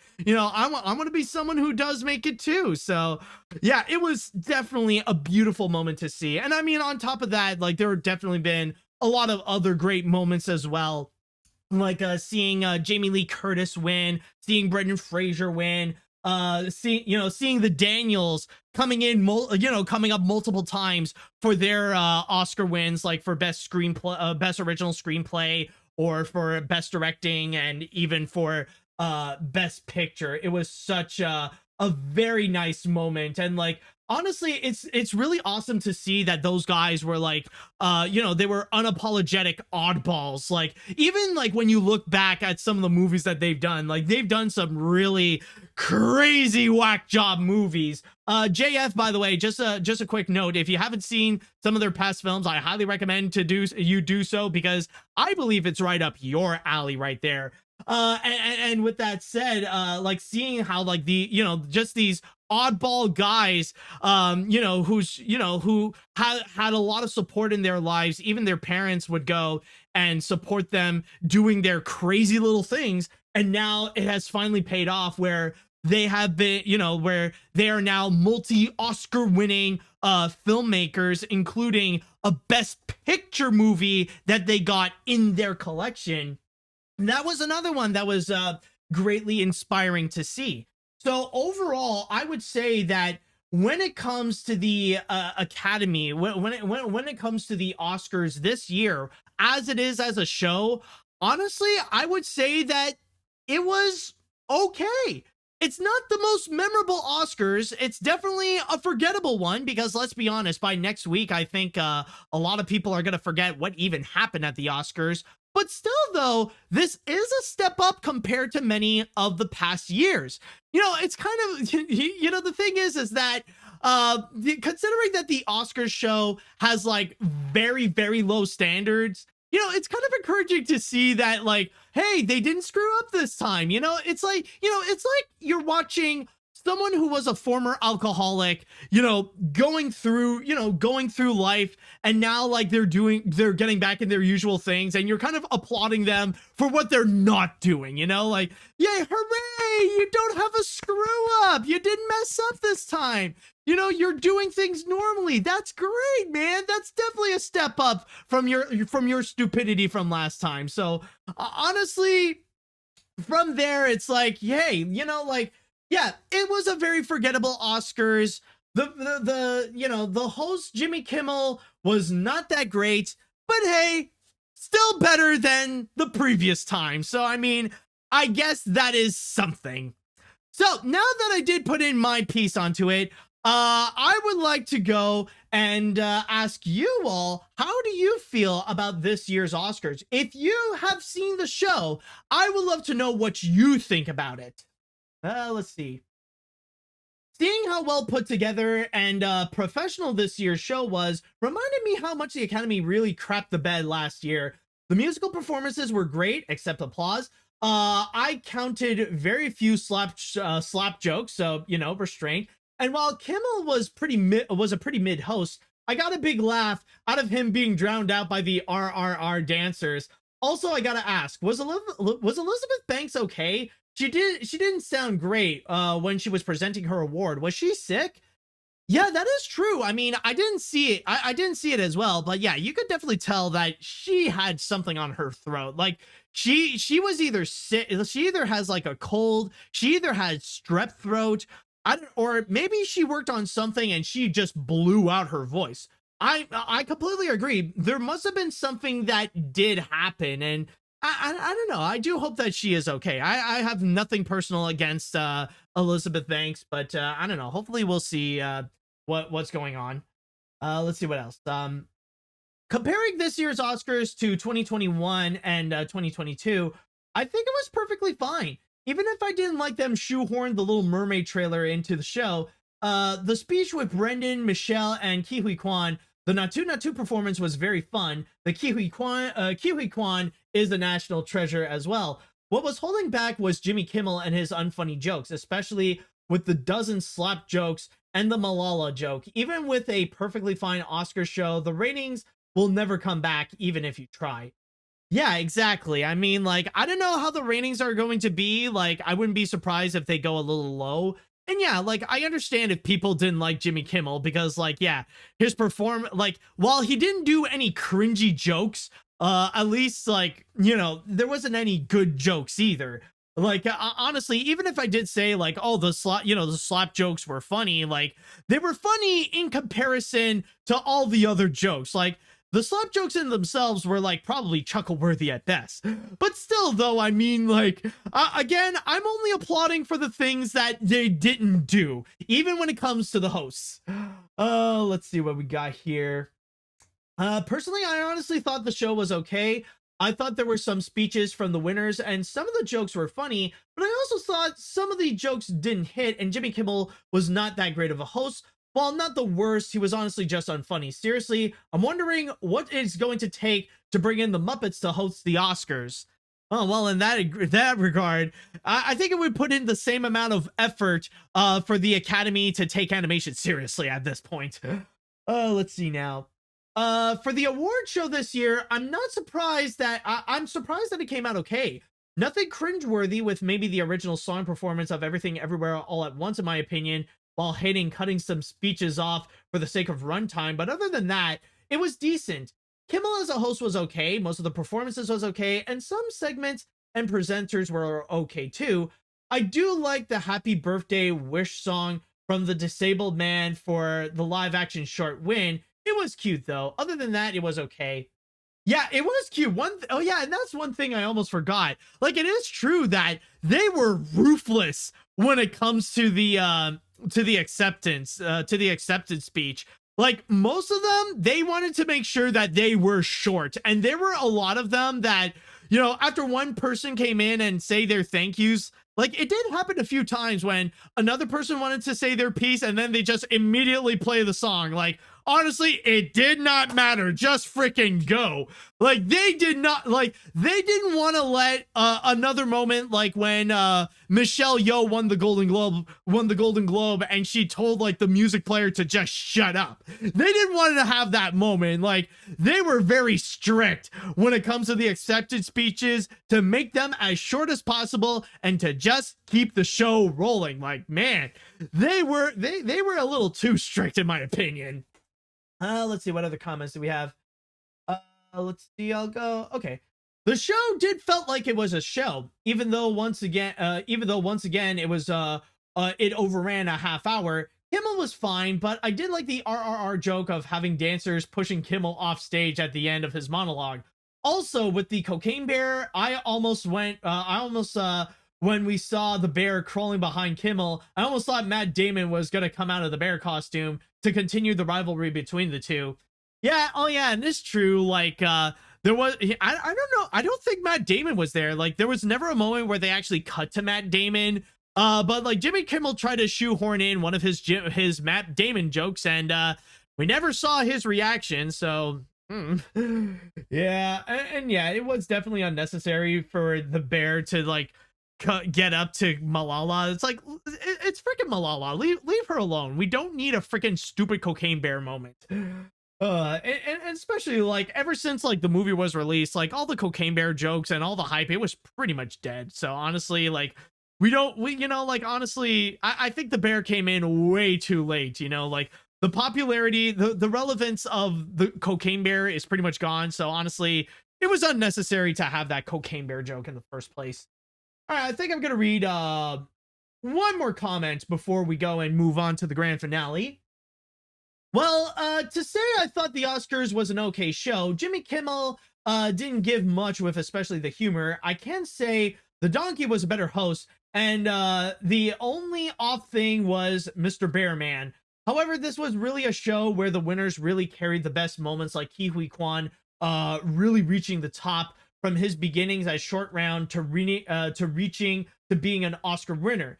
But the real highlight was short round having a reunion with Dr. Jones. Just them hugging, it brought tears to my eyes. Oh yes, yo, that little moment when everything did win Best Picture and we saw that little reunion where like they gave each other a hug. I mean, the fact that Ke Huy Quan was able to make Harrison Ford unironically smile and just be happy, that was such a great tender moment. That was just fantastic right there.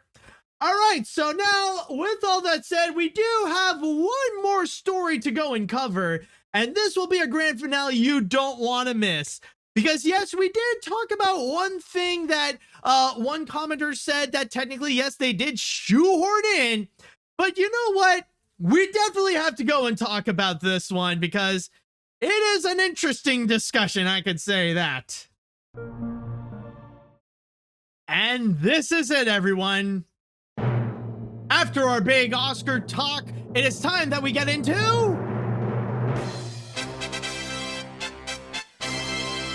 the grand finale. And technically, this would count into the Oscar talk that we would go and have, because when it comes to this trailer in particular, it actually aired at the same time as the Oscars. In fact, there was actually a little moment in which Halle Bailey and Melissa McCarthy came in to have a little discussion about the 100 years of the Walt Disney Company, on top of also bringing up the fact that they got a big thing to go and present. While not necessarily showing it at the Oscars themselves, they did say that the trailer was available live on the internet. So, without further ado, I think it's time we need to go and have a chat about this.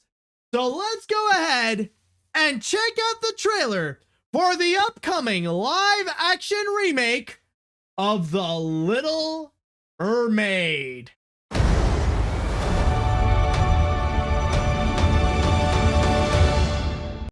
And that is the trailer of the live action remake of The Little Mermaid, to which the movie shall be released on May 26th. And well, as expected, Considering that it is a Disney live action remake, the internet has a brand new toy that they love to hate, especially when, as I am recording this right now, the like versus dislike ratio, whew, it's gone pretty big. So far, it's gotten 85,000 likes compared to 370,000 dislikes. So yeah, already the hate bandwagon is very prominent and already on the go with this one. But I will say that when it comes to my opinion on this, after what we have seen with this trailer of The Little Mermaid, I will say I don't hate it. I'm not saying it's great, but I am honestly surprised that there are elements that I could see can have some legitimate potential. Now, I'm not saying that this is like Jimmy Kimmel as the host at this year's Oscars, you know? This isn't a thing that it's just all around mid where there's nothing great and there's nothing cringy. It's kind of the opposite, where there are some things that I will say they're definitely great, but there's also elements that are absolute cringe. Like, one thing that I will say, like, I might as well get the things that I don't like out of the way. And honestly, this is a continuous pattern with a lot of these Disney live action remakes. It's the visuals, because, oh man, they could be a nightmare to look at. And especially with the way that they have to turn certain characters into live action. And it looks like they really are going into the Lion King route, where they have to go and make things realistic, which results into something that is a bit of a similar effect to The Little Mermaid, not The Little Mermaid, a similar effect to the Beauty and the Beast remake, where their versions are just an atrocious sight. Like, one example, I remember it's a flounder. Like, they actually got little flounder over here. And as you can see, it's literally just a fish. So honestly, like, oh God, like, maybe you could see in terms of the colors, it's like, okay, maybe you see flounder, but like, other than that, it's just, it's a fish. And he has to be, you know, he has to behave exactly like the flounder we know in the animated film. I don't know. Okay, no. And even there's a moment where you see like all the other fishes, like during the not part of your world, but what was it? Under the sea. Like, there was a moment where we see like all the fishes dancing. Where the fridge is it? It's like, yeah, like somewhere over here. I believe. No, not there. Okay, maybe not that one, or maybe it was a little bit before. But you guys know what I mean. Yeah, like over here, like we see all the fishes dancing. Yeah, like you see all. Yeah, I don't know. Like, I will admit, I'll get more into that later. It is definitely colorful, but I don't know, the fact that they're trying to maintain the realistic, you know, the realistic anatomy of all these fishes, it's just, I don't know. It doesn't feel like it works as well as Under the Sea, because that is the segment that it works perfectly as a cartoon. But when you're trying to adapt that into a live action film and trying to make the fish as realistic as possible, it just, I don't know. I feel like it doesn't look like it's going to work out well. But then there is one that I must say that it fit, that, oh my God, like I am just in shock of what they have done. I need to ask, what the fridge have they done to Sebastian? What is this? Look how they massacred my boy. Oh my God, they gotta go and make a real crab. They got to go and create this real crap. Why? Look at this. What is this? What have you done to Sebastian? This is not okay. You're trying to make this freaking Long John Silver's mascot and you're bringing us this? No, man. Honestly, at this point, it's like, honestly, I feel like, can we just reject the CG here? And can we bring back the puppets from the from that live television special with Ali Cravalho and Queen Latifah? Can we bring back those puppets? Because they feel more pleasant to look at than something like this. I'm not excited. I don't want to see this singing Under the Sea or Kiss the Girl. Like, Nah, man, nah, it just doesn't work. No, I don't care. Like, I love Daveed Diggs, but honestly, I would rather have a human Daveed Diggs to be Sebastian than a godforsaken ugly CG crab. This is not okay, man. I don't want this. Oh God. So, and some people are, yeah, and I know some people are even saying, oh, they're bringing back the seagull from Pinocchio. Like now we got, yeah, now we have we got Scuttle. We got that same annoying squawking bird like we did in Pinocchio, and it's gonna be all sassy, especially with Awkwafina's voice. But you know what? In that regard, I know this is not, yeah, I mean, like, this one is not pretty either. I mean, this is, you know, this is the same thing like Zazu in the live action remake of The Lion King, but I'll give this one a pass for existing because, I mean, it's Scuttle. At least Scuttle does exist in the Little Mermaid movie. That I understand. Pinocchio, on the other hand, we don't need a stupid sassy seagull. That was completely unnecessary, and it serves no purpose to the plot whatsoever. But in here, though, okay, fine. As long, you know, Awkwafina can be funny, so as long as she can be fun, you know, as long as she can be fun, like, I'll be cool with it. Although I will say, maybe do a better, you know, maybe her performance can be better suited for something like this than with Sisu in Raya and the Last Dragon. I mean, I love that movie, but the comedy, it feels out of place. But maybe it'll feel more in place in something like this.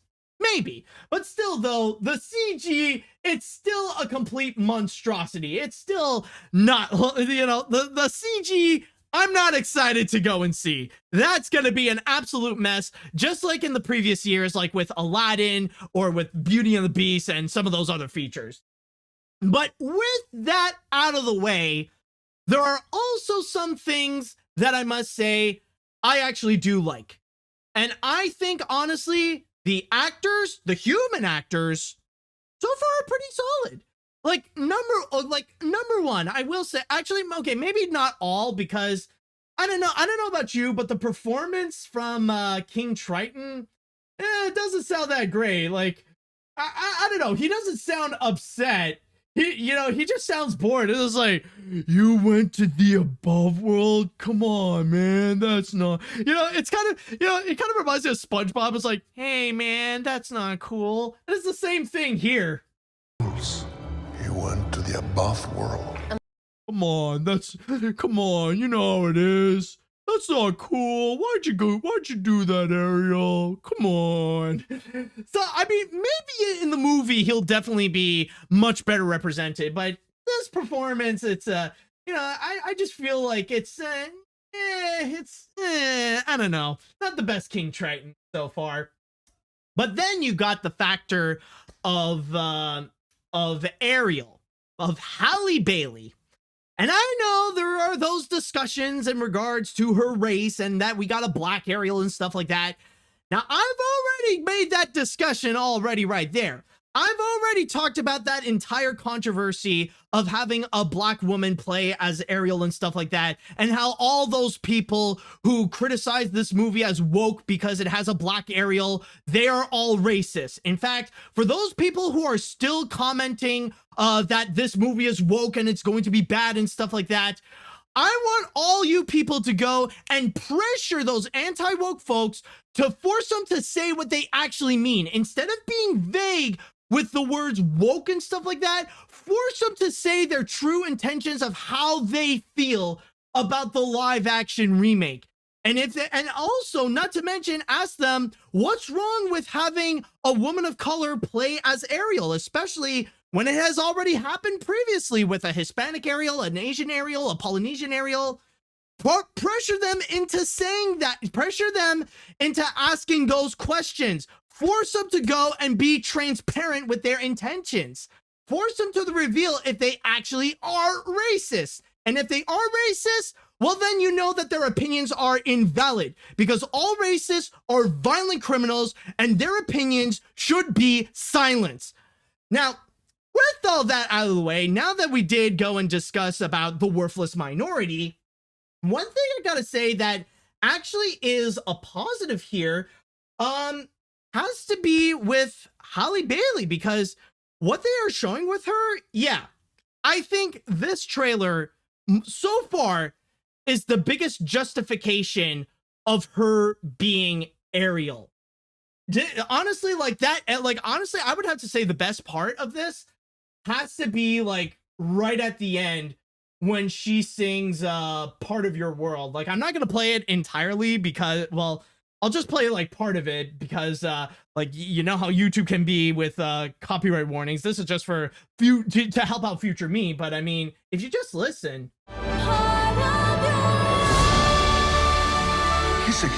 Okay, that they nailed. Okay, that right there, they nailed it.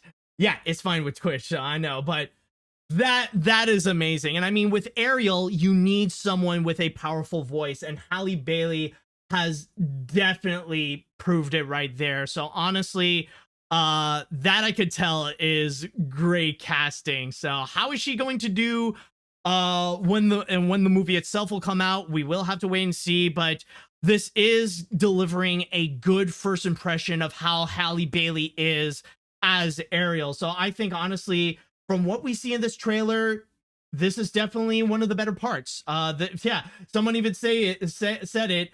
This is a saving grace in here. And there is also another thing I do want to go and talk about, and this might be a hot take. This might divide some people, but I'm just going to say right now, in my opinion, there is another thing I actually did like from this trailer. I like Melissa McCarthy as Ursula. I don't know, for the little clips that we got here, I think she did a pretty good job paying respects to the performance of Pat Carroll. Like, if we just go back there, I don't know. I think, like, so far, it's pretty solid. You can't live in that world unless you become a human yourself. Is that even possible? That's what I live for.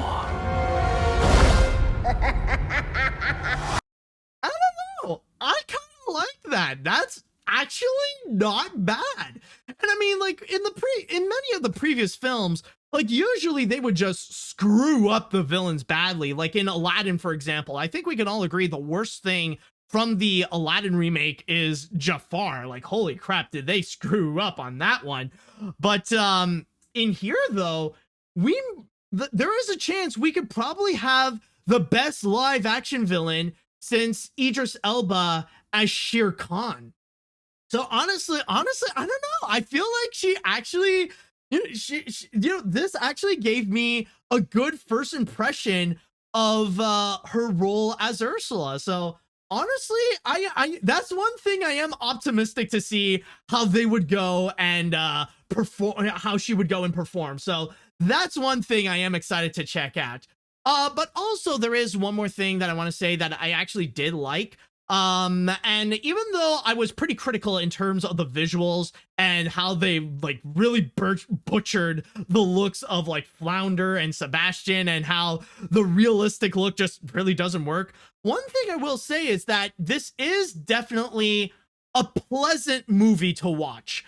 Like, I mean, you definitely have some pretty people, like the guy, I forgot his name, but the guy who's playing Eric, like, definitely a good looking dude. And I mean, Halle Bailey, a very pretty woman.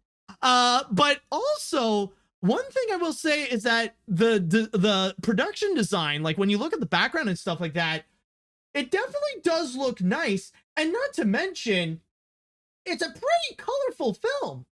Like, one thing I will say, like, this is one thing that is such a big step up compared to last time from what we have seen with Peter Pan and Wendy, because you probably remember that trailer. It was so dull looking. It just looked so bland and unpleasant with the way that the colors are all muted. But then you look at this, like, you see how, like, it can be very bursting with colors. It is such a great looking film. Like, honestly, it is pleasant to watch. It actually looks a lot of fun. It makes the underwater life look great. I mean, granted, there are some moments where, like, the colors can be a little bit subdued, like when you are on land and stuff like that. But I don't know. I feel like the color palette is pretty strong. Or even, like, with Ursula. Like honestly, the tones actually do look great. Like you see like Ursula's colors are prominent with you know, like Ursula has like purple skin and like the green, you know, the green eye decor, or even like when it does light up, like you see all her tentacles, like they glow. You know, it has a great vibrant color palette, which is something that I feel like has been missing in a lot of these Disney live action remakes. So that is honestly one thing that I do like to see. So overall, my opinion is that I don't think this is going to be great. Like, this definitely does feel like this is going to be another run-of-the-mill Disney live-action remake that's just going to tell the same story that we have heard of before, but I do not hate it. There are some things that I see that I really don't like, but I also see a lot of great potential that could turn out really awesome. I mean, the visuals and the way that the animated characters like Flounder and Sebastian can be pretty cringe. But then when you have the actor, you know, when you have some of the actors like Halle Bailey and her singing performance and Melissa McCarthy as Ursula, and even the colors, like the color palette of this feature does give a lot of promise. I'm not saying that this is going to be like in the leagues of the Jungle Book remake or even on the same leagues as Cruella. And I'm not saying that this is going to be as bad as like the Beauty and the Beast remake or the Maleficent movies or even Pinocchio. I think this is going to be somewhere that could be right in the middle. I think this could be like amongst the same levels as the Aladdin remake, where it will be decent in its own right, but it's not going to be something that's highly noteworthy. Like, honestly, like at the very least, this could have some things that they would offer that's actually pretty solid. So yeah, overall, I would say that very similar to the Oscars, I was surprisingly impressed because I came in with very low expectations, and even though technically this could be kind of mid, this honestly turned out okay.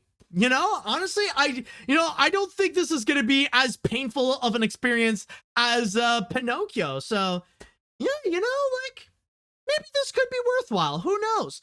And if you are interested in checking out this movie, then keep in mind that the film will be released on May 26th.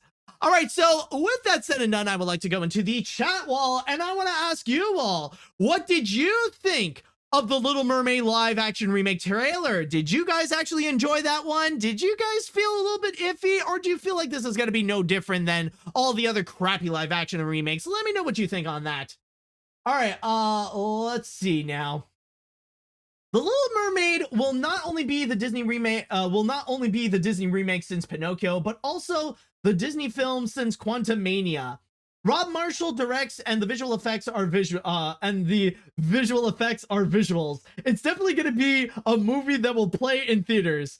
Yeah, as you can tell, I have no idea what to make of this outside of Sebastian. Looks like he's about to say, "Yeah, Sponge Boy me Bob. I've overdosed on ketamine, and I'm going to show Ariel why it's better now when it's wetter." Oh boy, yeah. I do get what you mean. Like, that's the thing, is that this trailer is it's a mixed bag. I think that's the best way to put it, is that the trailer that we just saw is a massive mixed bag where it's hard to know how to truly feel about it. And like, it's hard to really say, like, is it great? Is it bad? Well, the only way is just to wait and see when the movie does come out. And I know the internet does not have the patience for that. Oh, let's see now. When I saw this trailer at the Oscars, and even now looking at it, all I could say is, oh God, why? And look how they massacred my boy, because this looks like crap.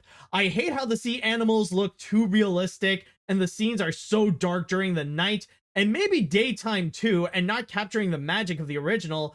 Only some performances like Halle Bailey and Melissa McCarthy do decent in their counterparts, but yeah, I didn't like it. I won't say I don't enjoy it, but it looked like crap. Okay, fair. I mean, fair enough, man. I do get it because yeah, like the visuals can be an eyesore. It kind of makes, you know, honestly, with the kind of, you know, with the way that they make the animals so realistic and still try to make them cartoon characters, it's kind of, you know, it kind of makes you wish that there are more dark moments where you don't see much. It's like the less I see of that flounder or Sebastian, the better. Let's see now. So I'm going to see it because a family friend of mine has 2 biracial daughters, and little black girls deserve to have a princess that looks like them. Just seeing the reactions from little kids when the teaser came out, I think Halle Bailey actually performs very well. I wish Sebastian looked better, but I don't think this overall looks too bad. I don't think it's going to be good, but I want to support this for the kids. Exactly, you know, it's for them, so at least, you know, at least they'll have someone to look up to. Like now, you know, you can have, you know, now you can have your Ariels in different flavors. I mean, we already got like a whole bunch of them, but like at least we know the primary ones will come in vanilla or in chocolate. Let's see now. After the disaster that was the trailer of the Peter Pan remake, this was honestly better, but not by much. The actors aren't that good with the exceptions of Halle Bailey and Melissa McCarthy. The same could be said with the visuals besides some of the scenes underwater, which had actual color? But good lord, they just messed up with the animal characters, especially Sebastian. They just massacred my precious crab boy. Yes, a moment of silence and pay our respects to what happened to Sebastian. Oh dear, man. And don't worry, Debbie Diggs, it's not your fault. It's the visual direction. Let's see what we got here.